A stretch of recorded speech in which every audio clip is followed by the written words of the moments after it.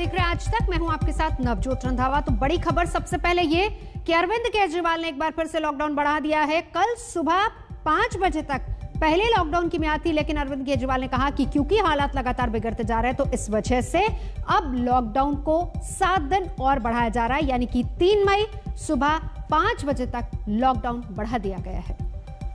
अभी भी कोरोना का कहर जारी है और कोरोना कम नहीं हो रहा, तो इसीलिए उसके मद्देनज़र कई लोगों के भी, जनता के बीच में भी जब हम लोगों ने बात करने की कोशिश की, सबका मत यही है कि लॉकडाउन को भी और बढ़ाना चाहिए।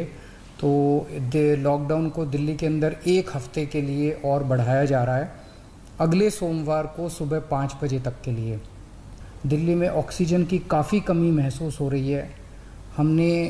दिल्ली की इस वक्त ज़रूरत 700 टन की है और हमें केंद्र सरकार से 480 टन अलॉट हुई है, लेकिन ये पूरी अलॉटमेंट भी अभी दिल्ली में नहीं आ रही है।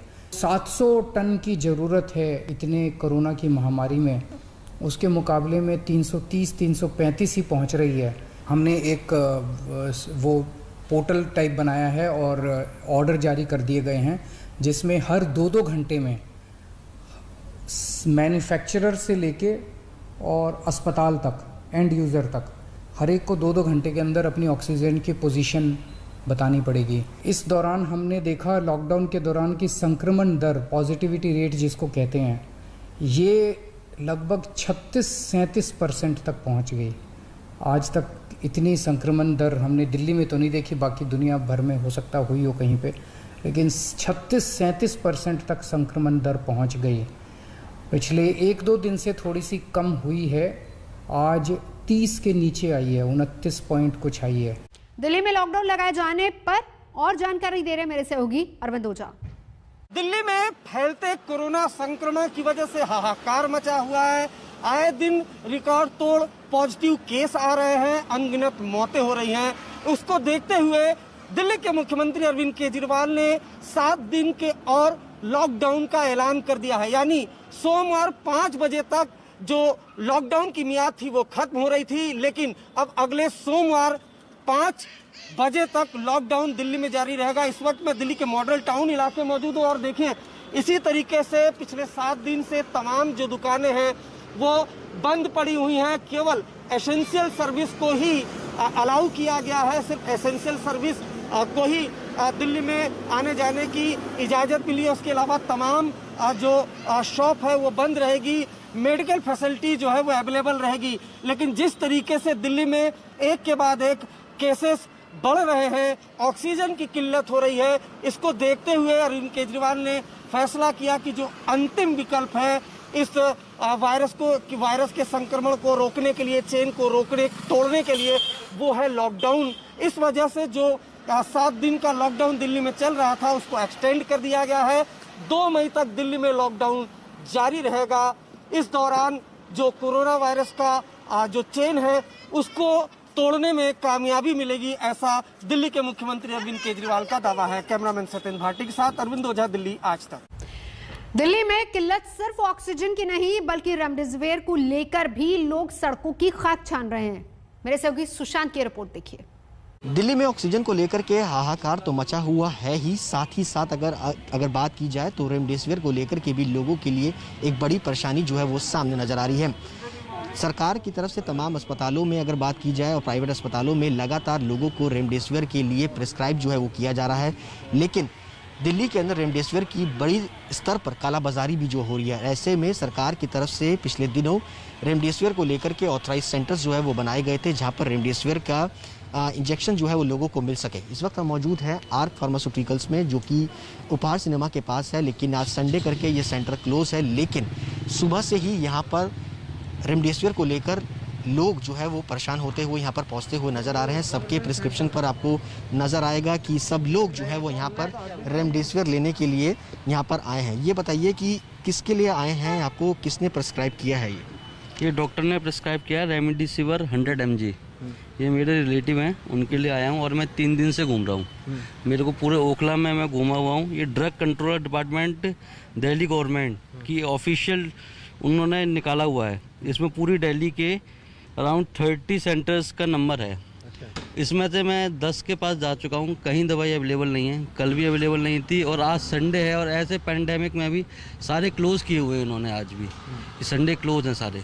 यहाँ हमें कहीं दवाई नहीं मिल रही है, बहुत परेशान हो रहे हैं।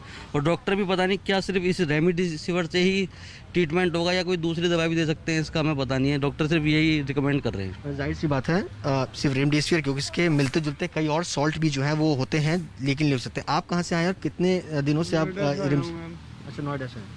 ये पेशेंट आगरा में है, वहाँ पे कुछ नहीं मिल पा रहा है, उनके हॉस्पिटल्स में कुछ नहीं है। और हम लोग रोज ये हंट के लिए निकलते हैं कि यहाँ पे मिल जाएगी, कहीं कोई भी बताता है कहीं पे भी हम वहाँ जा रहे हैं, बट मिल नहीं रहा है कुछ भी। एक तरफ मरीजों के अस्पतालों में कतार लगी है, बेड नहीं है, वहीं दूसरी तरफ कई लोग ऐसे भी हैं जो स्वस्थ होकर भी अस्पताल छोड़ने को तैयार नहीं है। कल नोएडा के डीएम और सीएमओ ने एक अभियान छेड़कर कई अस्पतालों से 200 बेड खाली करवाए हैं। एक तरफ जहां कोरोना वायरस की दूसरी लहर से पूरा देश परेशान है और पूरा हेल्थ केयर सिस्टम चरमरा गया है, वहीं दूसरी तरफ वीआईपी कल्चर से उन लोगों को इलाज नहीं मिल पा रहा है जिनको इसकी असल में जरूरत है। शनिवार को नोएडा के डिस्ट्रिक्ट मजिस्ट्रेट सुहास एलवाई और यहां के सीएमओ ने एक तरह की रेड मारी नोएडा के तमाम अस्पतालों में और करीब 200 बेड ऐसे फ्री कराए जहां पर वीआईपी कोविड मरीज भर्ती थे जिन्हें असल में अस्पताल के बेड की जरूरत नहीं थी। ये प्रकाश अस्पताल है, यहाँ से 30 बेड फ्री कराए गए हैं। जिम्स से 20, यथार्थ अस्पताल से 62, कैलाश अस्पताल से 33, शारदा से 15, जेपी से 23, फोर्टिस से 4, सेक्टर 39 कोविड अस्पताल से 19, इंडो गल्फ अस्पताल से 2, जेआर अस्पताल से 7, एसआरएस से 2, सूर्य अस्पताल से 5 और मेट्रो अस्पताल से 4 बेड फ्री कराए गए। ये स्थिति तब है जब तमाम लोग ऑक्सीजन की कमी से जूझ रहे हैं और हॉस्पिटल में बेड भी कम है। वीआईपी कल्चर इस प्रकार हावी हो रहा है कि इस तरीके के रेड्स की जरूरत सिर्फ नोएडा ही नहीं, दिल्ली और देश के तमाम उन शहरों में है जहां असल में हॉस्पिटल में बेड की कमी है। कैमरा पर्सन रविकांत तोतावार के साथ अभिषेक आनंद, नोएडा। और अब देखिए अस्पतालों की किल्लत पर भोपाल से रविश की रिपोर्ट। कोरोना के लगातार बढ़ते मामलों के बीच मध्य प्रदेश की राजधानी भोपाल में ऑक्सीजन की जबरदस्त मांग है। हम भोपाल के गोविंदपुरा इलाके में इस वक्त मौजूद हैं, जहां पर सुबह से लोग या फिर यूं कहें कि 24 घंटे लोग पहुंच रहे हैं ऑक्सीजन सिलेंडर रिफिल करवाने के लिए। गोविंदपुरा का ये इलाका है जहां पे ये भारतीय एयर प्रोडक्ट्स करके कंपनी है जो कि 24 घंटे इन दिनों काम कर रही है। करीब 1000 ऑक्सीजन सिलेंडर रोजाना यहाँ पर दिए जाते हैं, जिनमें तमाम अस्पताल भी होते हैं। और अगर किसी को अपने घर के लिए भी ऑक्सीजन चाहिए, जो होम आइसोलेशन में कई सारे मरीज हैं, तो उन सभी लोगों को यहाँ ऑक्सीजन उपलब्ध कराई जाती है। अब समस्या ये है कि इस प्लांट की जो क्षमता है वो करीब 1000 सिलेंडर्स की। अगर आप सामने तस्वीरों में देखें तो सभी अस्पतालों की एम्बुलेंस जो है वो यहाँ पे खड़ी हुई है। किसी को 10 सिलेंडर चाहिए, किसी को 15 सिलेंडर चाहिए और ऐसे यहाँ से फिर ये ऑक्सीजन भर के सिलेंडर्स अस्पतालों की ओर भागती हैं। लेकिन कई ऐसे अभी अस्पताल हैं, क्योंकि ये वेटिंग में चल रहा है। अंदर जो गाड़ियां हैं वो तो हैं, लेकिन बाहर भी कई अस्पताल का स्टाफ जो है वो मौजूद है सिलेंडर लेने के लिए। उनका भी नंबर आया नहीं है। क्या स्थिति है उनके अस्पताल में, ये हम जानने की कोशिश करेंगे। नवजीवन अस्पताल से जो स्टाफ सिलेंडर लेने आए हैं वो यहाँ पे मौजूद हैं। ये बताइए क्या नाम है भैया आपका? मुकेश नाम है सर। मुकेश, ये कहाँ पे है अस्पताल? ये बाग से बनी है। अभी क्या स्थिति है ऑक्सीजन की वहाँ पे, और यहाँ पे आपको कितना वेट इंतजार करते हुए समय हो गया? सर मुझे 3 से 4 घंटे हो गए यहाँ इंतजार करते हुए, और ऑक्सीजन की वहाँ पे 3 या 4 सिलेंडर अभी हमारे पास अवेलेबल हैं बस। और हमारे पास 4 से 5 पेशेंट हैं जो वेंटिलेटर में हैं। मैंने अंदर जाके रिक्वेस्ट भी करी थी कि थोड़ा इमरजेंसी हो और आप हमारे थोड़ा सिलेंडर थोड़ा जल्दी करवा दीजिए। उसके बाद भी उन्होंने वेट करने के लिए बोला है मुझे। जी। कितने सिलेंडर लेने आए आप? सर 11 सिलेंडर है मेरे पास, और रिक्वायरमेंट डेली हमारी 22 से 23 सिलेंडर की है। तो रिक्वायरमेंट पूरी हो पा रही है? नहीं हो पा रही है सर। कल भी हम लोग यहाँ पे दिन भर खड़े रहे थे, लेकिन ऑक्सीजन सिलेंडर एक भी नहीं मिला था हमें। और हम लोग यहाँ से नाइट में 10-11 बजे गए हैं वापस। फिर हम मंडी द्वीप से दोबारा फिर भरवा कर लेकर आए। तो आप देखिए कि ये स्थिति है। ये देखिए प्लांट के बाहर कहीं ऑटो में, तो कहीं जो लोडिंग वाहन है या फिर एम्बुलेंस हैं, उन सभी में इस वक्त ऑक्सीजन सिलेंडर भरे पड़े हैं। सामने अगर आप देखें तो वो लोडिंग वाहन भी अगर आप देखें तो ये देखिए ऑक्सीजन सिलेंडर रखे हुए हैं। और इसके अलावा सामने जो गेट पे ऑटो खड़ा है वहाँ पे भी आपको दिख जाएंगे ऑक्सीजन सिलेंडर्स पड़े हुए हैं। ऑक्सीजन की ज़बरदस्त मांग इन दिनों राजधानी भोपाल समेत मध्य प्रदेश के ज़्यादातर शहरों में है। सरकार का दावा है कि अब ऑक्सीजन टैंकर के जरिए, सड़क मार्ग से तो मध्य प्रदेश पहुंच ही रहे थे, लेकिन अब रेल मार्ग के जरिए और हवाई मार्ग के जरिए भी ऑक्सीजन के टैंकर्स मध्य प्रदेश आएंगे, क्योंकि उपलब्धता ऑक्सीजन की बढ़ानी होगी। बेहद ज़्यादा ज़रूरी भी है ये, क्योंकि तेजी से मरीज बढ़ रहे हैं और उनमें से ज़्यादातर मरीज ऐसे हैं जिन्हें ऑक्सीजन की सबसे ज़्यादा ज़रूरत है। राजस्थान के अस्पतालों में भी रेमडेसिविर इंजेक्शन और ऑक्सीजन की कमी है, मरीज परेशान है। जयपुर से और जानकारी दे रहे हैं मेरे सहयोगी शरद कुमार। राजस्थान सरकार का दावा है कि अस्पतालों में रेमडेसिविर दवा जो है उपलब्ध है और जो निजी अस्पताल में जिनके मरीज भर्ती हैं वो भी मेल करके ले सकते हैं। हम आपको दिखाना चाहते हैं कि हालात क्या है। यहाँ पर लोग लाइन लगाए हुए हैं दवा के लिए, लेकिन दवा उपलब्ध नहीं हो पा रहा है। आप लोग भी दवा के लिए आए हो? हाँ जी सर, बिल्कुल दवा के लिए आए हैं। क्या क्या कर रहे हैं? सर कह रहे हैं दे रहे हैं पर अभी वेट के लिए बोला, दवा मिल नहीं रही है। वाइफ की तबीयत बहुत ज्यादा खराब है, मोनोलिक हॉस्पिटल में भर्ती है। ये सारे लोग जो है देखा जा सकता है कि दवा के लिए खड़े हैं। आप लोग कब से यहाँ बैठे हुए हो? सर सुबह मॉर्निंग 9 बजे से खड़ा हुआ हूँ। मॉर्निंग में सर 9 बजे से खड़ा हुआ हूँ मैं। क्या कह रहे हैं? बिल्कुल सर, दवाई के लिए कुछ भी नहीं है। अभी 1 घंटे में आ रही है, 2 घंटे में आ रही है। हमारे पेशेंट हॉस्पिटल में एडमिट है। सर दवाई नहीं मिलेगी तो पेशेंट कैसे बचेगा? जब तक ब्लैक मार्केटिंग चल रही थी, जब तक सबको अवेलेबल थी। अब गवर्नमेंट ने प्रोसीजर बनाया है तो किसी को अवेलेबल नहीं है। कल रात को 8 बजे से हम लोग यहाँ पे खड़े हैं। कभी मंत्रियों के चक्कर काट रहे हैं, कभी नेताओं के चक्कर काट रहे हैं, हाथ पांव जोड़ रहे हैं। केवल हमारे जानकार को एक दवा मिल सके इसके लिए पैसा दे रहे हैं, उसके बावजूद दवा नहीं मिल रही है। हाथ पांव जोड़ रहे हैं तब भी कोई दवा की कोई व्यवस्था नहीं है। लोगों को नीचे मिल भी रहा है और नहीं भी मिल रहा। ब्लैक मार्केटिंग हो रही थी जब तक सब मिल रहा था। ऑक्सीजन लेवल बहुत नीचे है, CRP बहुत बढ़ा हुआ है। 6 इंजेक्शन की रिक्वायरमेंट है, 1 भी नहीं मिलता। ये हालत है राजस्थान में अस्पतालों के, जहां पर सरकार का दावा है कि सब कुछ ठीक ठाक है। देखा जा सकता है कोई कल रात से भटक रहा है, कोई सुबह से बैठा हुआ है और लोगों को दवा नहीं मिल पा रही है।